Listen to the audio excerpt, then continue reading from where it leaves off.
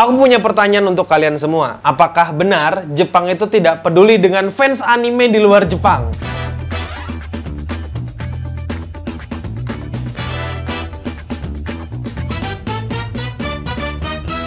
Halo Indo Gamers, para wibu denial. Hari ini aku mau menelaah satu komentar sotoy yang dikeluarkan oleh satu orang. Sebentar aku bacakan dulu. Emangnya pihak studio Jepang mikirin penonton dari Indo? Sasaran mereka mah lebih ke penonton JP doang sih. Lagi pula juga keuntungan juga banyakan dari otaku Jepang sendiri daripada penonton luar JP yang nontonnya biasanya bajakan wek. Kayak ada tulisannya gitu, kayaknya kayak dia mau ngolok kayak gitu. Oke, karena dia mengeluarkan argumen, mari kita balas juga dengan argumen dan sedikit fakta. Karena aku yakin kalian suka kan dengan video-video.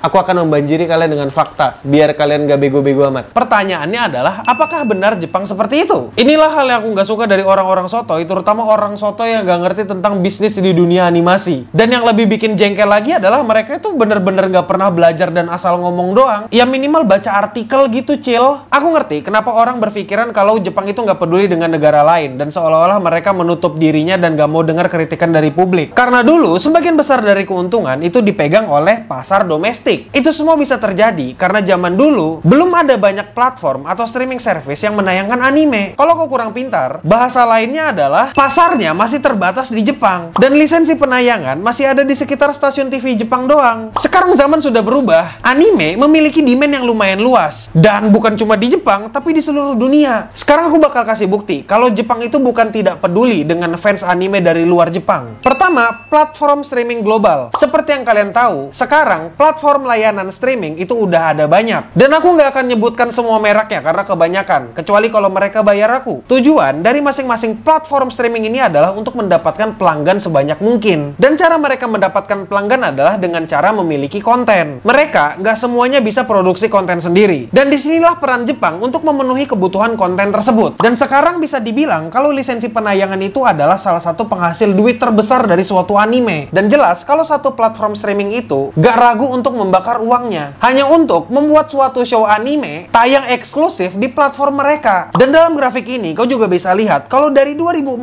sampai 2021 ada lonjakan signifikan untuk pendapatan dari luar negeri. Bahkan kalau kau zoom lagi di 2020, kontribusi dari luar negeri berhasil membalap Jepang untuk urusan pendapatan. Kau juga bisa lihat seberapa berpengaruhnya luar negeri atau overseas ke dalam industri anime Jepang di grafik ini. Menurutku, untuk kau bilang dan berstatement kalau Jepang itu nggak peduli dengan fans luar itu adalah hal yang bodoh. Karena bisa jadi itu karena kau masih bocil dan gak ngerti bagaimana cara bisnis bekerja. Atau mungkin kau orang yang sok dewasa dan sotoy. Coba kau pikirkan baik-baik. Orang gila mana yang mau melepaskan keuntungan yang naik dalam 10 tahun berturut-turut? Naiknya konsisten banget. Kalau mereka nggak peduli, itu bego. Gak mungkin mereka gak peduli karena itu pendapatan 10 tahun naik berturut-turut terus dia gak peduli. Mikir gigs. Kedua, komik yang diadaptasi dengan berbagai bahasa. Terus kalau misalnya Jepang gak memikirkan negara yang ada di luar Jepang, kenapa ada aplikasi resmi dari Shueisha yang namanya Manga Plus? Dan kalau kau tahu, Manga Plus itu dibuat dari berbagai bahasa, dari bahasa Indonesia sampai bahasa Inggris pun ada. Kalau dengan bukti itu kau masih berpikir mereka gak peduli dengan negara luar Jepang, buat apa mereka repot-repot untuk bikin aplikasi itu dan bayar translator? Ketiga, kerjasama merch. Kalau kau lihat di grafik sebelumnya, merch itu adalah salah satu peranan penting. Bahkan di pasar domestik sendiri, merch itu adalah penghasil nomor 2. Memang mungkin kalian dan aku belum lihat data pasti keuntungan dari lisensi merch ke Jepang sana. Tapi aku bakal kasih contoh gambaran. Coba misalnya ada brand yang gak izin buat bikin merch Spy Family. Dan misalnya ketahuan dengan orang-orangannya Muse. Atau mungkin ketahuan oleh lisensor lain. Kalau misalnya mereka ketahuan bikin merch Spy Family nggak pakai izin, pegang kata-kataku, minimal brand itu disuruh berhenti bikin. Minimal. Kalau ketahuan disuruh berhenti bikin, percaya sama aku. Kalau misalnya market luar Jepang nggak penting, ngapain dipikirin hal yang kayak gini? Tapi bang, di event itu banyak kok barang-barang bootleg. Iya, meskipun banyak, itu belum ketahuan aja, Gits. Belum ketahuan. Atau mungkin karena skalanya terlalu kecil, makanya nggak dihiraukan. Tapi coba kalau ketahuan. Dan misalnya brand gede yang kayak gitu, abis. Disuruh berhenti produksi merch-nya. Dan juga tambahan lagi, nggak mungkin company figure kayak Goods Smile Company itu mau kerjasama sama company yang ada di Indonesia. Jadi itu dipikirkan Gates, kalau misalnya di luar negeri itu nggak penting, Good Smile Company nggak mungkin kerjasama tuh sama company yang ada di Indo. Dan yang keempat adalah convention.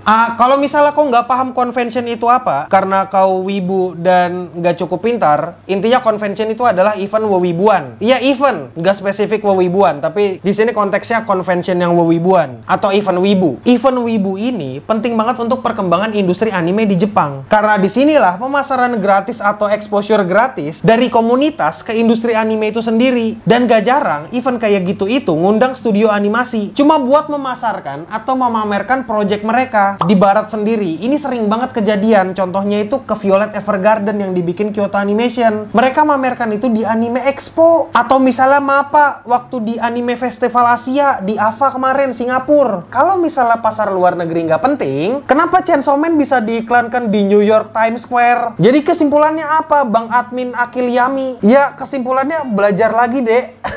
Ya anjir, belajar lagi, minimal belajar baca dah, sumpah. Ya udahlah ya, aku malas ngurusin lagi. Kalau kamu mau komen aneh-aneh atau pertanyaan, silahkan komentar di bawah. Karena kemungkinan besar akan kujadikan video dan bakal kujawab. Dan ya udah itu aja dulu, aku Admin Yami, stay clean and sound. Ini bonus lagi Gits. Buat kau yang ngomong luar negeri nggak penting, coba kau pikirkan kalau misalnya nggak ada luar negeri, tuh industri anime tuh tetap kayak 20 tahun lalu atau 15 tahun lalu gitu. Animenya ya kayak gitu desain. Kok harusnya terima kasih gitu. Jepang udah sadar kalau luar negeri tuh ada. Nggak kayak dulu, mikir Gits, punya otak tuh dipakai.